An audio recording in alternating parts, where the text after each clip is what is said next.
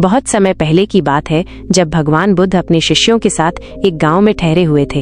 वह गांव घने जंगलों के पास बसा हुआ था और वहां के लोग उनकी शिक्षाओं को सुनने के लिए बड़ी संख्या में एकत्रित होते थे। बुद्ध के प्रवचनों में मन की शांति, करुणा और वर्तमान में जीने की महत्ता पर विशेष ध्यान दिया जाता था।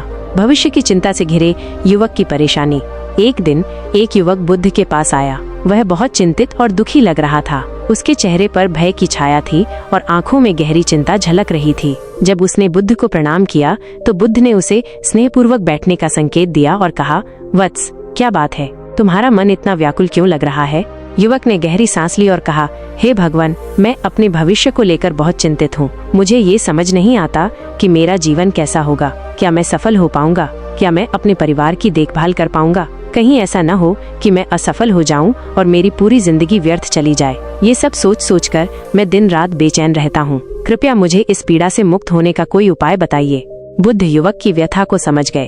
उन्होंने मुस्कुराते हुए कहा, वत्स, तुम्हारी चिंता स्वाभाविक है, लेकिन क्या तुम जानते हो कि चिंता करना किसी भी समस्या का समाधान नहीं करता? चिंता केवल तुम्हारे मन को और अधिक अशांत कर देती है। आओ, मैं तुम्हें एक कहानी सुनाता हूँ। दो यात्रियों की कहानी। बुद्ध ने अपनी कोमल वाणी में एक कहानी सुनानी शुरू की। बहुत समय पहले की बात है। दो यात्री एक घने जंगल से होकर गुजर रहे थे। वे दोनों किसी दूरस्थ गांव की यात्रा पर थे, लेकिन जंगल से होकर जाने का मार्ग बहुत कठिन और भयावह था। रास्ते में जंगली जानवरों का खतरा था और राहगीरों के लिए पानी और भोजन का भी अभाव था। पहला यात्री यात्रा शुरू करने से पहले ही बहुत चिंतित था। वह बार बार सोचता, अगर मैं रास्ता भटक गया तो क्या होगा? अगर कोई जंगली जानवर मुझ पर हमला कर दे तो? अगर मुझे पानी न मिला तो मैं प्यास से कैसे बचूंगा? वह यात्रा के हर कदम पर डरता रहा, बार बार अपने निर्णय पर पछताता रहा और उसकी गति बहुत धीमी हो गई।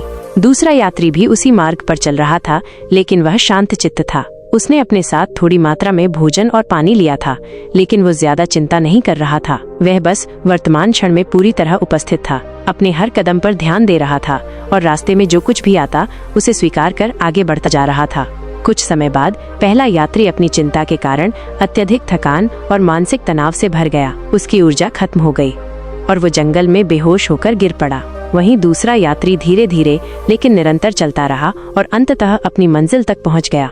बुद्ध का संदेश, वर्तमान में जियो।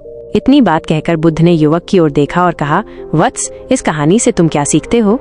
युवक ने कुछ क्षण सोचा और फिर बोला, भगवान, मैं समझ गया कि जो व्यक्ति केवल भविष्य की चिंता में डूबा रहता है वो अपनी वर्तमान यात्रा को कठिन बना लेता है, जबकि जो व्यक्ति वर्तमान में रहता है और हर परिस्थिति को स्वीकार करके आगे बढ़ता है वही अपनी मंजिल तक पहुंच सकता है। बुद्ध ने संतोष से मुस्कुराकर कहा, बिल्कुल सही। जब तुम भविष्य की चिंता में डूबे रहते हो तो तुम केवल मानसिक तनाव और भय को बढ़ाते हो। इससे तुम्हारी ऊर्जा व्यर्थ हो जाती है और तुम अपने वर्तमान कार्य को भी पूरी एकाग्रता से नहीं कर पाते। जीवन का सार ये है कि तुम हर क्षण को पूरी तरह जियो। अपने कर्म पर ध्यान दो, लेकिन फल की चिंता मत करो। भविष्य की चिंता केवल तुम्हारे मन को अशांत करेगी, लेकिन तुम्हारे प्रयास ही तुम्हें सफल बनाएंगे। युवक का आत्मबोध।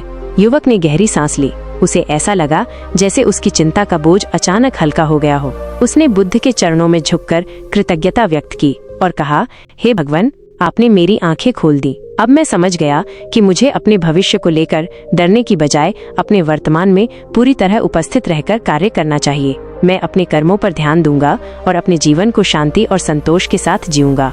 बुद्ध ने उसे आशीर्वाद दिया और कहा, वत्स, सच्ची बुद्धिमानी यही है कि हम वर्तमान को पूरी तरह जीते हुए प्रत्येक क्षण का पूरा लाभ उठाएं। भविष्य की चिंता छोड़ दो, क्योंकि वो अभी केवल एक कल्पना है। अगर तुम अपने वर्तमान को अच्छे से जियोगे तो भविष्य स्वयं तुम्हारे लिए श्रेष्ठ बन जाएगा।